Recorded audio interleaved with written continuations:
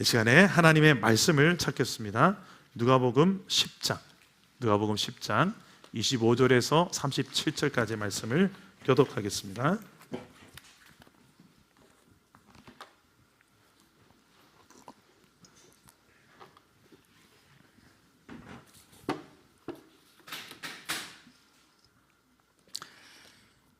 누가복음 10장 25절에서 37절.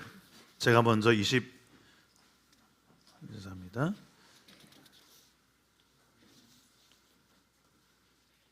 여러분이 먼저 오늘 25절 읽어주시겠습니까? 예, 시작. 어떤 율법 교사가 일어나 예수를 시험하여 이르되 선생님 내가 무엇을 하여야 영생을 얻으리이까? 예수께서 이르시되 율법에 무엇이라 기록되었으며 네가 어떻게 읽느냐? 대답하여 이르시되 내 마음을 다하며 목숨을 다하며 힘을 다하며 뜻을 다하여 주 너의 하나님을 사랑하고 또한 내 이웃을 내 자신같이 사랑하라 하였나이다. 예수께서 이르시되 내 대답이 옳도다. 이를 행하라. 그러면 살리라 하시니 그 사람이 자기를 옳게 보이려고 예수께 여짜오되 그러면 내 이웃이 누구니까? 예수께서 대답하여 이르시되 어떤 사람이 예루살렘에서 여리고로 내려가다가 강도를 만나매 강도들이 그 옷을 벗기고 때려 거의 죽은 것을 버리고 갔더라. 마침 한 제사장이 그 길로 내려가다가 그를 보고 피하여 지나가고 또 이와 같이 한 레위인도 그곳에 이르러 그를 보고 피하여 지나가되 어떤 사마리아 사람은 여행하는 중 거기 이르러 그를 보고 불쌍히 여겨 가까이 가서 기름과 포도주를 그 상처에 붓고 싸매고 자기 짐승에 태워 주막으로 데리고 가서 돌보아 주니라. 그 이튿날 그가 주막 주인에게 데나리온 2를 내어주며 이르되 이 사람을 돌보아 주라. 비용이 더 들면 내가 돌아올 때에 갚으리라 하였으니 네 생각에는 이 세 사람 중에 누가 강도 맞는 자의 이웃이 되겠느냐? 이르되 자비를 베푼 자니이다. 예수께서 이르시되 가서 너도 이와 같이 하라 하시니라. 아멘. 오늘 말씀으로 우리에게 찾아오시는 주님 만나기를 축복합니다. 여러분 혹시 찜질방 좋아하십니까? 제가 최근에 찜질방을 한번 다녀온 적이 있습니다. 그날 전날이 축구를 모처럼 해서 몸이 난리가 난 거예요. 그래서 몸을 좀 풀어야 되겠다 해서 월요일 날에 제가 찜질방을 갔었습니다. 근데 이 찜질방은 제가 좋아하는 군 땡땡 군자로 시작하는 찜질방인데요. 이 사장님을 제가 잘 압니다. 예전에 같은 교회에서 디자이너로, 웹 디자이너로 아주 디자인 잘하는 친구인데 아버지의 뒤를 이어서 물려받은 찜질방입니다. 이 사장이 바뀐 거죠. 원래는 그 찜질방이 부모님이 운영했을 때 찜질방은 그냥 찜질방 그리고 숙소, 식당 좀 약간 옛날 건물이고요. 좀 오래됐습니다. 그런데 아들이 이 찜질방을 이어받고 나니까 찜질방이 바뀌기 시작하는데요. 일단 멋진 카페를 하나 세웁니다. 찜질방 바로 옆에다 붙어서 뷰가 너무 좋아요.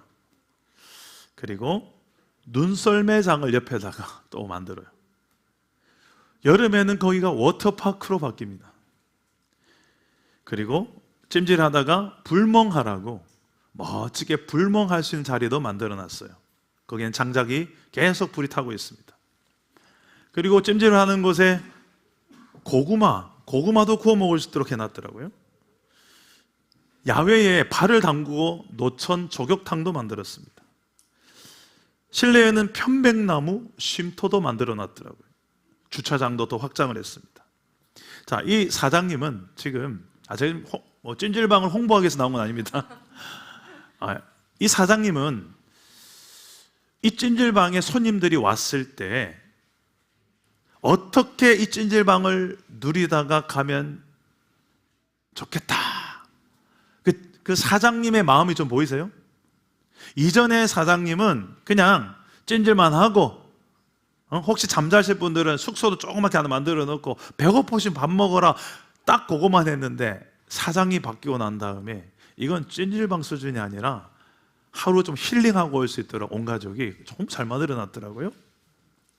아마 이 사장님은 손님이 와서 그 찜질방 비용을 지불하고 난 다음에 주차장도 좀 더 넓게, 그리고 이렇게 많은 것들을 좀 더 누리다가 힐링하고 가기를 원하지 않을까요? 단지 그 사람만 누리는 게 아니라 가서 여기 좋다고 가서 좀 소문 좀 내고 좀 다른 손님도 좀 데려와라, 또 이런 마음도 있지 않겠어요? 그게 사장님 마음 아니겠습니까? 아무튼 좋게 만들어 놓은 이유는 손님들이 와서 여기서 아이고 좋다, 그리고 가서 또 많은 손님들 더 데리고 왔으면 좋겠다, 이게 사장님 마음이에요. 그 생각해 보니까 우리가 사는 세상도 좀 그런 것 같아요. 이 세상을, 우리가 살아가는 이 세상을 만드신 분이 계세요. 인간이 살아가는 세상을 만드신 분이 계세요. 누가요? 하나님께서 만드신 줄 저는 믿습니다.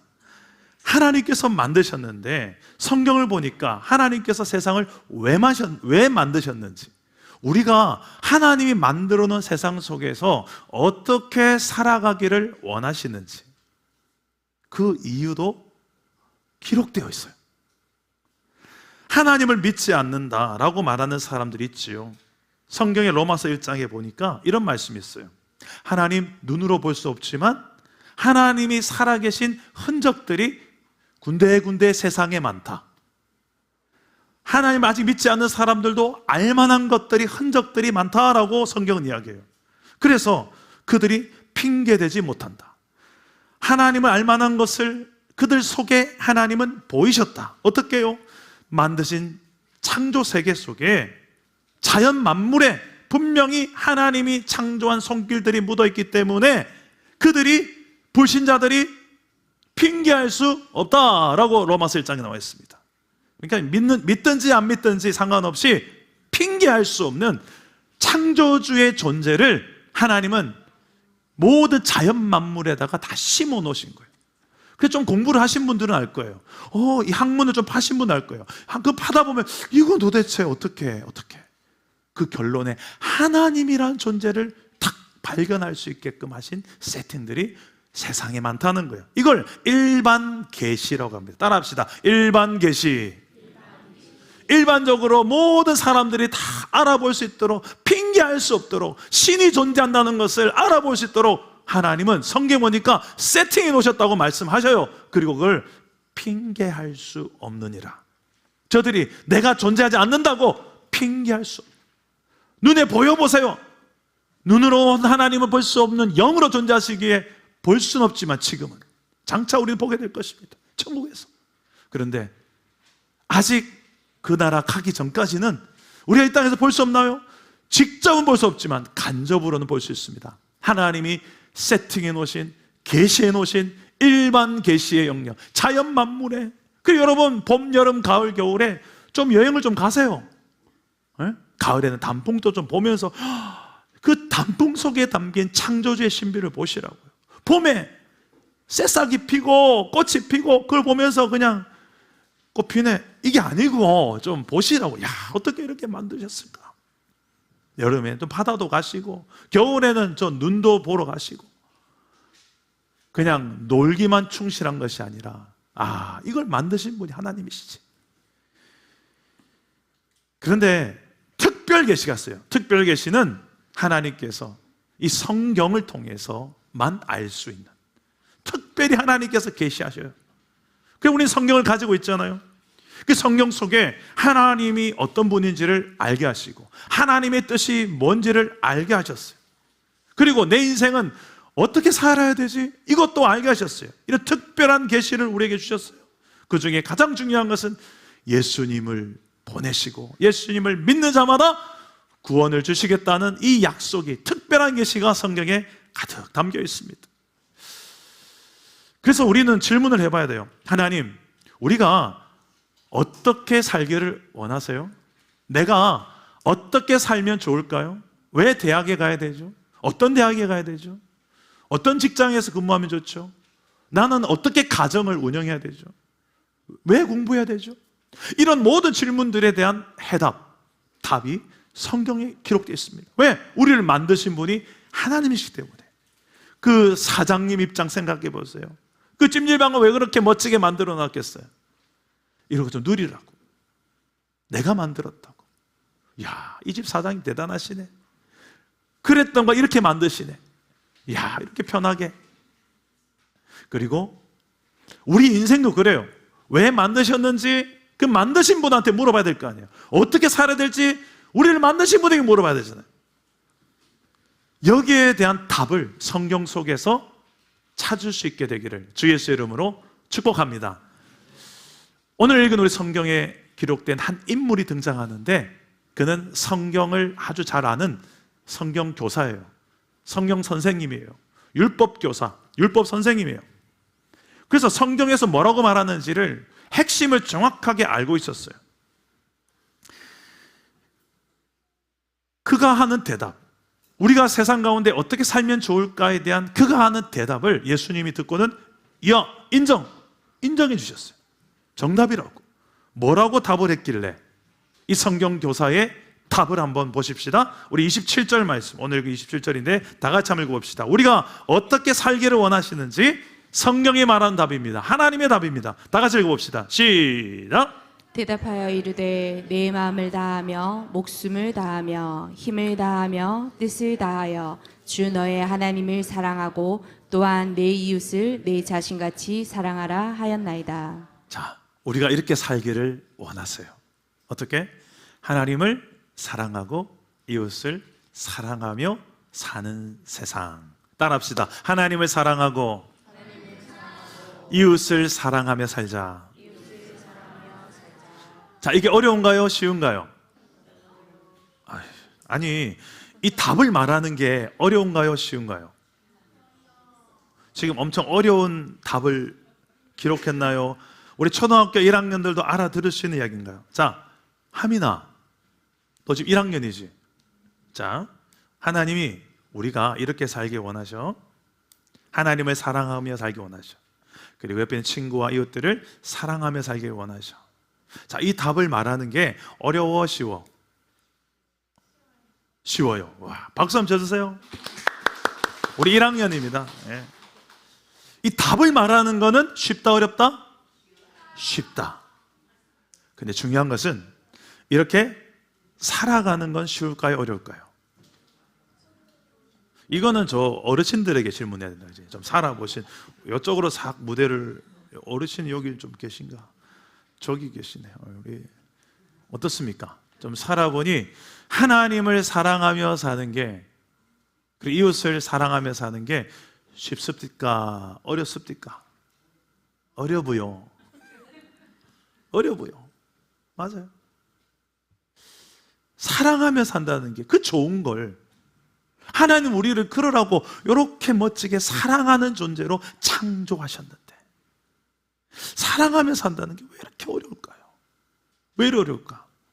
혹시 그 이유를 아시나요? 사랑하며 사는 게 왜 이렇게 어려울까요? 오늘 이 율법 교사는 정답을 말했어요. 그리고 예수님이 옳도다, 네 말이 맞다, 그게 성경이 말하는 핵심이다, 잘 알고 있네.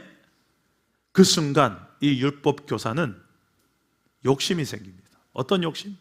내가 정답을 맞췄으니까 내가 이렇게 정답대로 뭔가를 또 더 인정받고 싶고 내가 옳은 삶을 살고 있다라고 예수님과 주변의 많은 사람 앞에서 자신이 오르는 인생이다, 바른 길을 가고 있다라고 인정받고 싶은 욕심에 질문을 하나 더 합니다. 그렇다면 예수님, 내 이웃은 누굽니까? 라는 질문. 우리 한번 29절 읽어봅시다. 시작. 그 사람이 자기를 옳게 보이려고 예수께 여짜오되 그러면 내 이웃이 누구니까? 자, 여기 중요한 것은 내 이웃이 누군지를 정말 몰라서 묻는 질문이라기보다 자기를 옳게 보이려고, 내가 얼마나 옳은 사람인지, 바른 사람인지, 성경이 말하는 답대로 사는 사람인지, 뭔가를 사람들 앞에서 나는 옳은 인생이야, 바르게 가고 있어, 다들 나에게 박수쳐, 그러고 싶은 사람이에요. 그렇게 인정받고 싶고.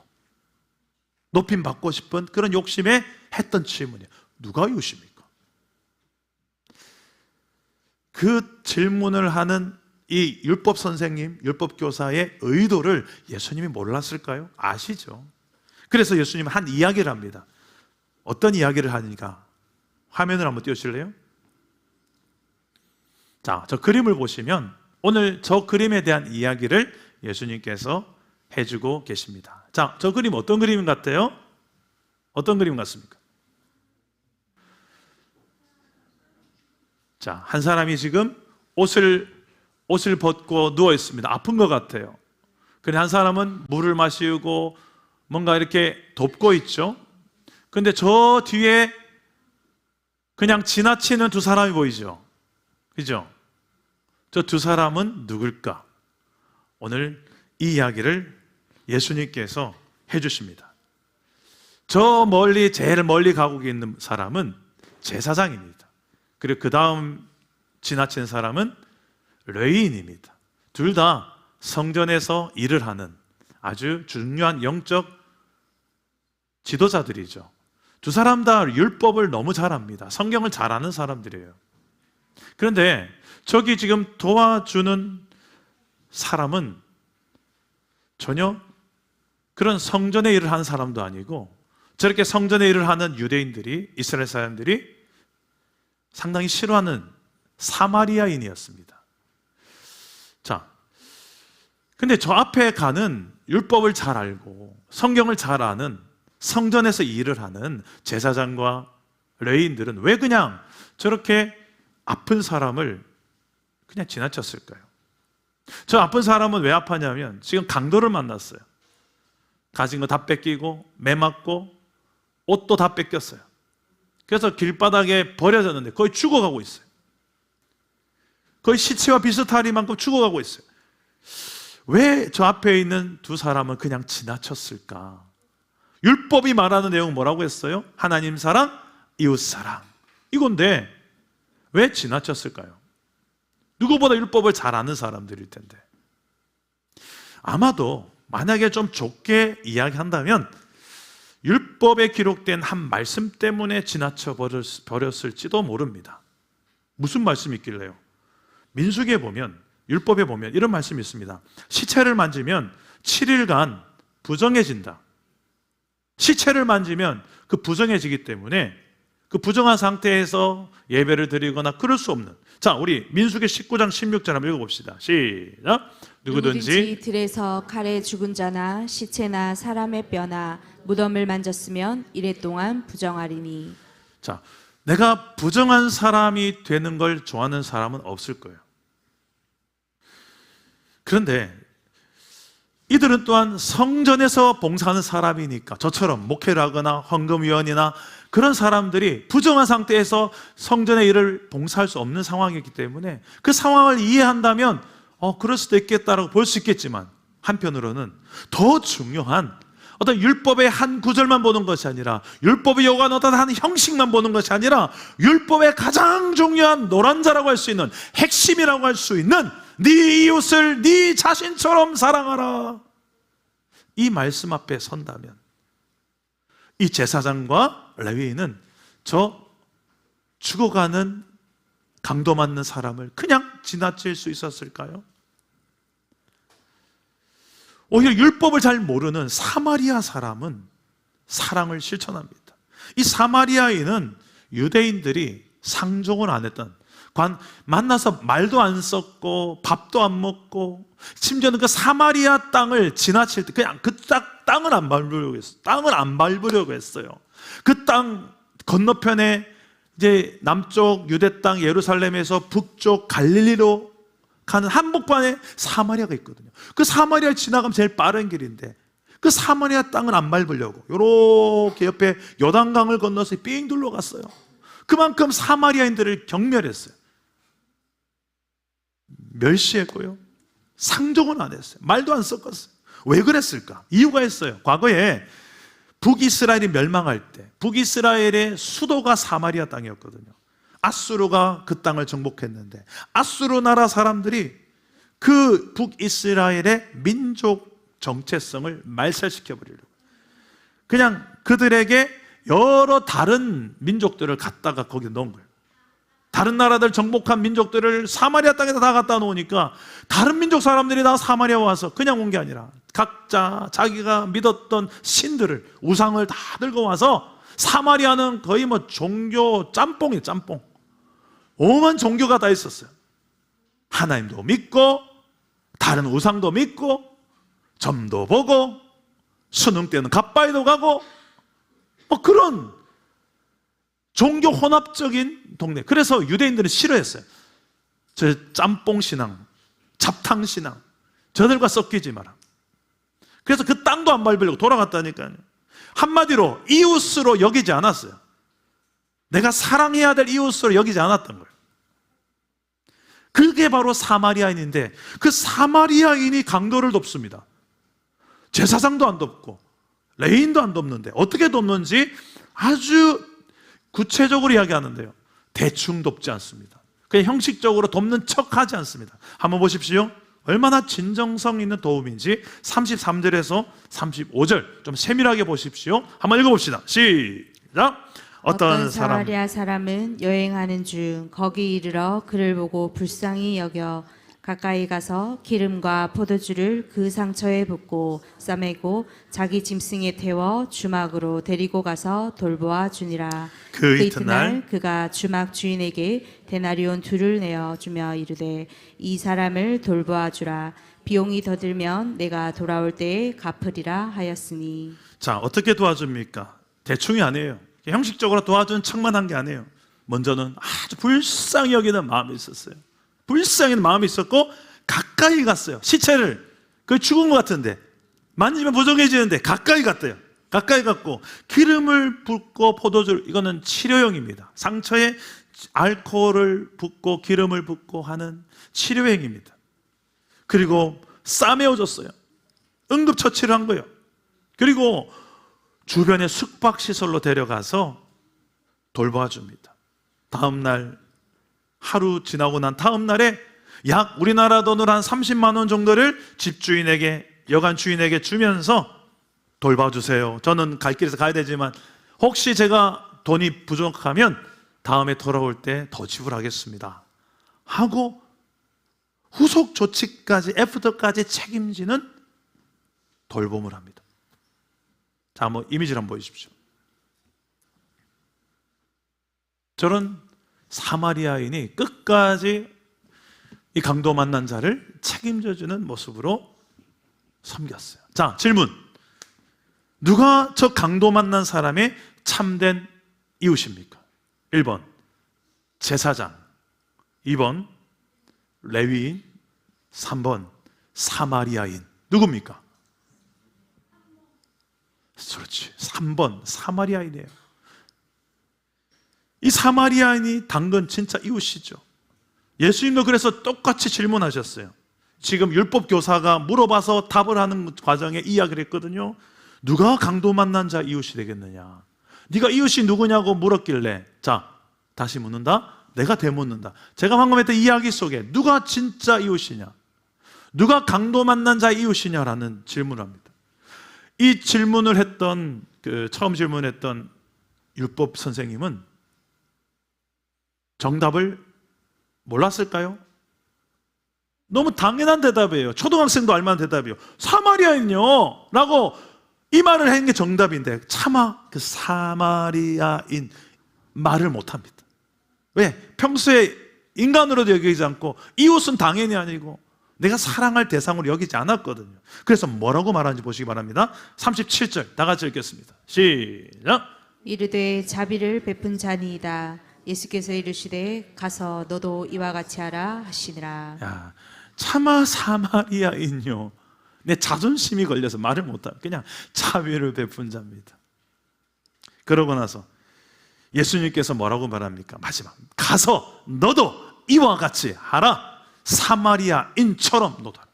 네가 정말 개 돼지처럼 여기는 그 사마리아인처럼 너도 해라. 네가 상종을 안 했던, 사랑할 이웃으로 여기지 않았던, 네 인생 가로밖에 내놓았던 그 인생이 오히려 참된 이웃의 행위를 했다면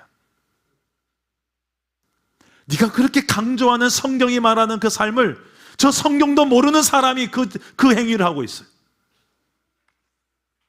알면서도 행하지 않는 우리가 오히려 잘 정답이 뭔지도 모르지만 그렇게 살아가고 있는 세상에 배워야 되는 역전이 이루어지는 상황이 되죠. 정답을 알지만 정답대로 살지는 않는 오늘날 이 시대에 우리의 모습들이 참 많이 저는 생각이 됐어요. 정답은 사마리아인입니다. 사마리아인입니다라고, 나의 이웃은 사마리아인입니다 라고 말할 용기가 없는 거예요. 내가 평소에 그 사람을 이웃으로 여기지 않았어요. 혐오하고 상종하지 않는 사마리아인.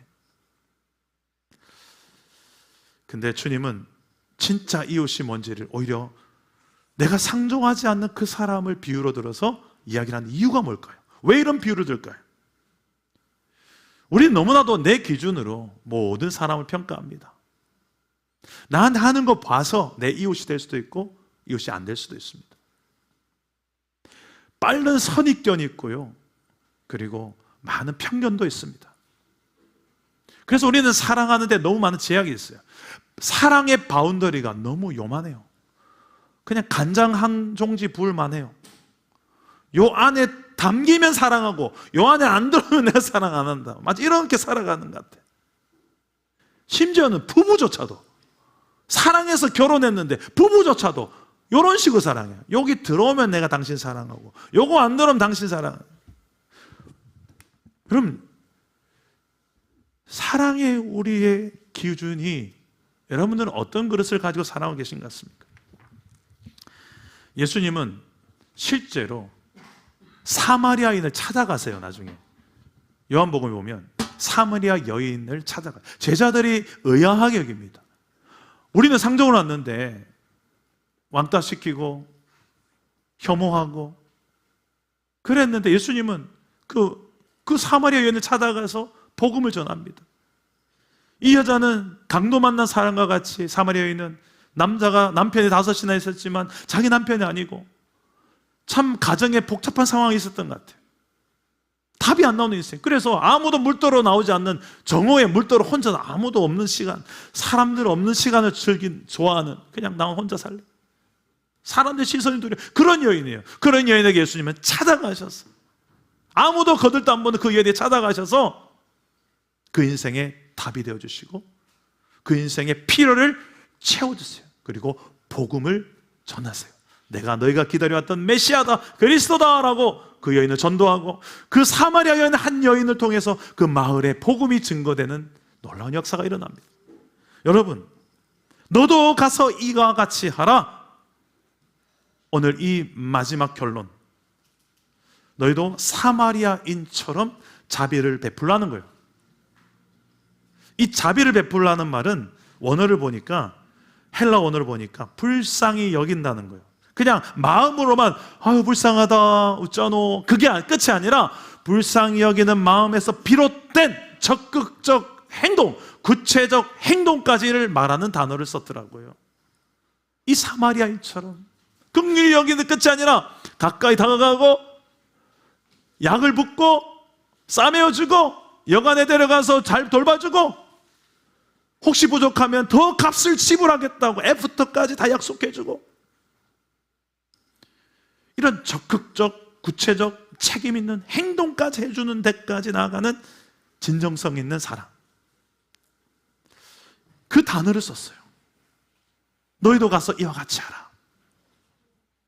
여러분, 저는 이 대목에서 우리가 우리 주변에 있는 사람들의 필요에 좀 눈을 떠야 되겠다는 생각을 했어요. 저희 교회에 제가 몇 명 이름은 안 모르겠지만 집사님들 보면 이걸 참 잘하는 분들이 계세요. 필요를 볼 줄 알아요. 이웃의 필요를 볼 줄 알고 내가 할 수 있는 그 필요를 좀 도움을 주려고 하는 자들이, 그게 오늘 선한 사마리아인, 그게 이웃이에요.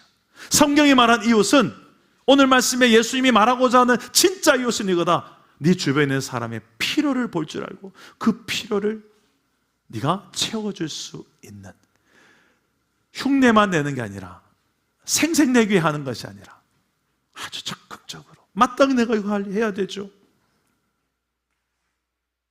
우리는 지지난주인가요? 우리가 연탄 봉사를 두 가정에 연탄 600장을 그 가정에 한번 섬겨줬어요. 그리고 어제는 사과 따는 일이 손이 너무 부족하다는 이야기를 듣고 우리 교회 봉사자들 신청을 받으니까 또 많은 분들이 신청하셔가지고 어제는 또 사과를 또 따는 일을 봉사를 한 2시간 정도 했는데 아유 막 몸살이 나려고 그래요. 쉽게 봤는데 쉬운 일이 아니야. 근데 제가 우리 집사님들 몇 분의 입에서 나오는 말들을 사과 따면서 들었어요. 너무 좋다 그죠? 너무 좋다 그죠? 계속 좋다 좋다. 저게 왜 좋지? 지금 고생하는데 어떻게 보면 지금 오늘도 지금 약간 눈이 풀려 계신데 몇 번 중. 근데 왜 그럴까요? 인간을 하나님은 그렇게 그런 존재로 창조하셨기 때문에 그래요. 하나님을 사랑하고 네 이웃을 네 자신같이 사랑할 때 우리는 행복한 존재로 하나님은 창조하셨기 때문입니다. 그 창조자의 의도대로 사는 자는 그 행복을 맛볼 것이고 그 창조자의 의도와 상관없이 사는 자는 그게 멍미하고 살 거예요. 여러분은 어떤 인생을 살고 계십니까? 다음 주에 우리가 태신자를 초청한 행축입니다. 행복축제예요. 먼저는 내가 강도 만난 자와 같이 내 인생에 정말 나를 구원해 줄 그 구원자가 필요했는데 하나님은 하나밖에 없는 아들 예수님을 우리의 필요를 채워주기 위해 우리의 죄 문제를 해결해 줄 수 있는 이 필요를 채워주기 위해 하나밖에 없는 아들을 희생시켜가며 십자가에 죽게 하셔서 우리의 가장 중요한 필요를 채워주셨습니다. 이제 지옥이 아니라 천국 정도가 아니라 하나님의 자녀로 삼아주는 말도 안 되는 이 필요를 채우셨어요.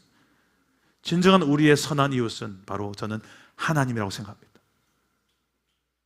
진정한 강도 만난 자였던 우리가 세상 어느 누구도 우리를 도와주지 않고 내 죄 문제를 대신 내 이 필요를 해결해 줄 만한 누구도 없는 우리의 현실을 하나님은 아시고 직접 나서신 거예요. 내가 내려갈게. 내가 세상에 내려가서 너 대신해서 네가 지은 죄의 형벌을 내가 받을게. 그 필요, 영적 필요를 채워주기 위해서 이 땅에 오신 예수님, 그 은혜를 입은 자가 이제는 가만히 있을 수가 없죠. 똑같이 나처럼 누군가가 도움의 손길이 필요한 이웃이 있다면 어떻게 모른 체 할 수 있어요? 내가 할 수 있는 한 도움의 손길을 내밀어 주는 것. 그게 연탄뿐이겠습니까? 사과뿐이겠습니까? 우리 주변에 얼마나 많은 영혼들이 내가 아주 조그만 거 하나만 그 필요를 위해서, 여러분 직장에 보면 많아요. 혼자 외롭게 마음에 울고 있는 직장 동료들이 많아요. 학교에도 많아요. 친구가 없어서 늘 벽만 끓고 있는 친구 있잖아요. 똑같이 소외시키지 말고 은서가, 다혜야, 규진아, 너희들이 가서 손을 내밀어 주지 않을래? 우리 같이 놀자. 다음 주에 우리 교회 고기 파티한대.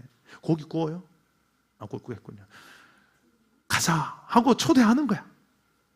그게 가장 선한 이웃으로 우리 해야 될 일이 아닌가요?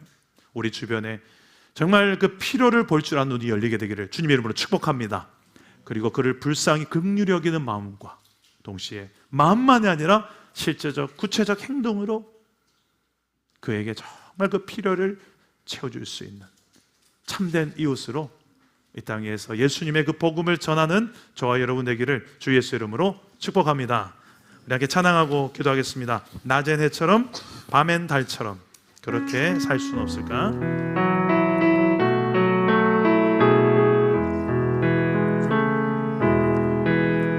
낮엔 해처럼 밤엔 달처럼 밤엔 달처럼 그렇게 살 수 없을까? 욕심도 없이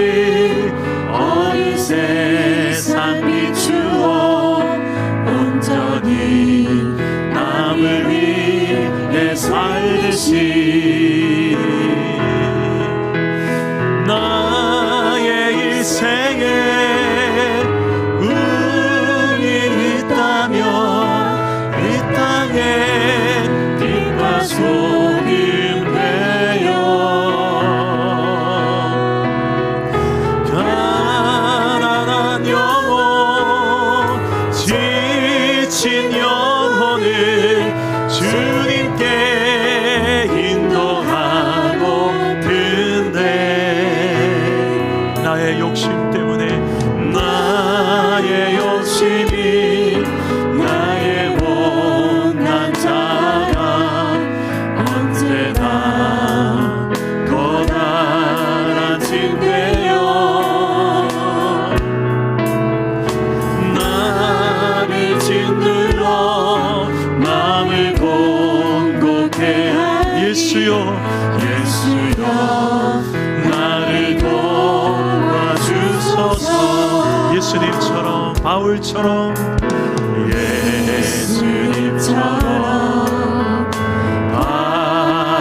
바울처럼 그렇게 살 수 없을까 남을 위하여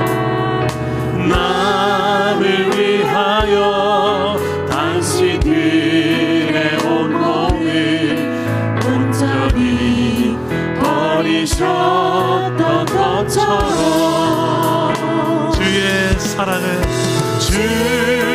사랑을 내꾸는 사랑 값없이 그저 주는 사랑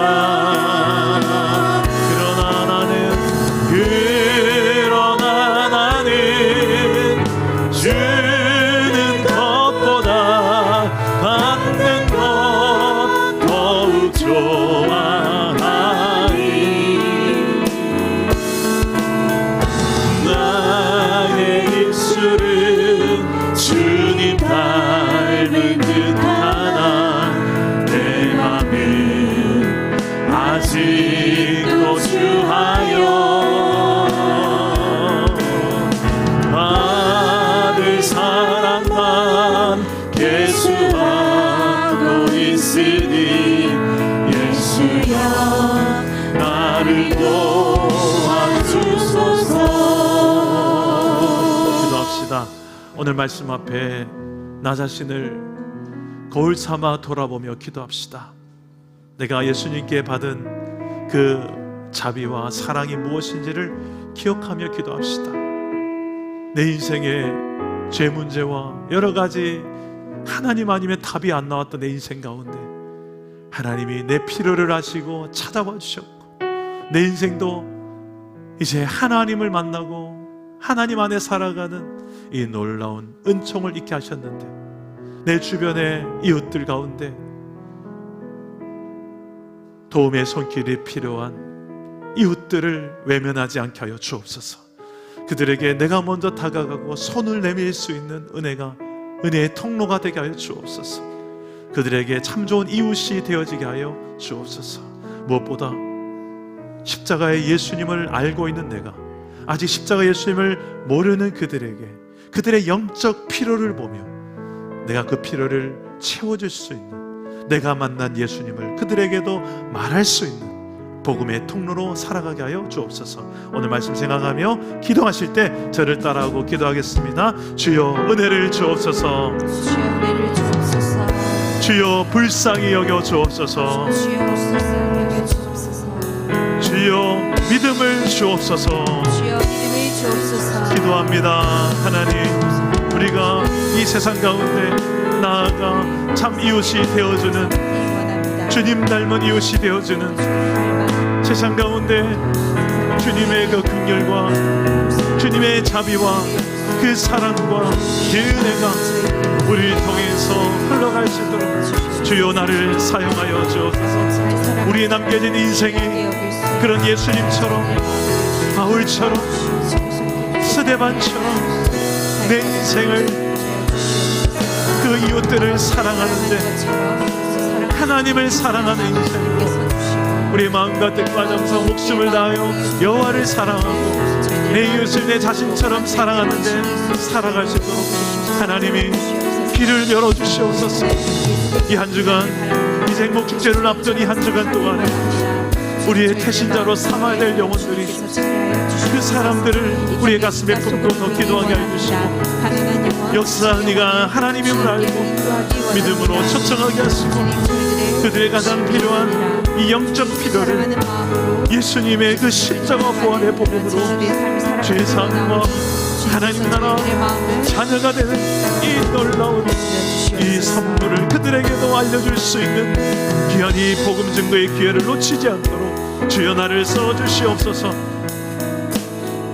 하나님, 길에서 강도 만난 자와 같은 우리 인생 가운데 참 선한 이웃 되신 주 예수 그리스도의 섬김을 받은 우리가 이젠 세상 가운데 나아가 우리도 세상 가운데 힘들고 연약하고 소외되고 아무도 거들떠보지 않는 그 한 영혼들을 불쌍히 여길 수 있는 주님의 마음을 우리 가운데 부어 주시옵소서.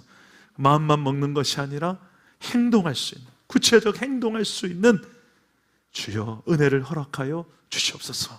다음 주일에 이곳에 복음이 선포되고 그들의 가장 필요인 영적 필요를 해결해 줄 수 있는 죄 사함의 방법인 예수 그리스도의 복음이, 십자가 부활의 복음이 이 가운데 선포될 텐데 이 영적 필요를 채워줘야 될 영혼들이 누군지를 우리 주변의 이웃들에게 우리가 복음으로의 초청을 하게 해주시고 내가 만난 예수님을 담대하게 말할 수 있게 해주시고 우리가 그런 참 선한 이웃으로 이 땅 가운데 살아갈 수 있게 하여 주옵소서.